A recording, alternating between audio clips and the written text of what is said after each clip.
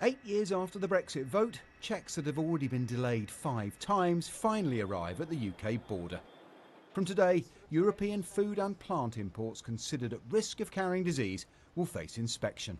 Now we are out with the EU and we can have our own biosecurity regime. We trade independently with other countries around the world, and it's important that we're managing our own biosecurity risks. But industry says adding checks will increase food inflation by adding costs for importers and consumers. We think there's going to be £1 billion worth of extra cost put onto food coming through Dover port alone. So restaurants, delicatessens, fish and chip shops could well be affected by what's currently happening today, and the consumer in the very near future will start to see some of those food products going up in price. Yeah, Paul, this is Piero Pan, La Rocca, one of my favorites. 40 years ago, Stefano swapped Sardinia for southwest London and a career supplying the UK's leading restaurants with high-quality European produce. It's a path that might not be viable where he's starting today.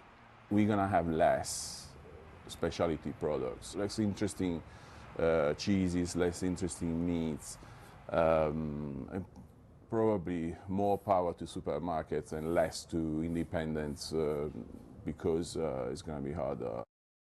When Britain was in the EU, food and the people who made it could move freely into the UK, but a hard Brexit means friction at the border. A wide variety of foods, including cheese, cured meats, will now face inspection, adding cost, delay and bureaucracy.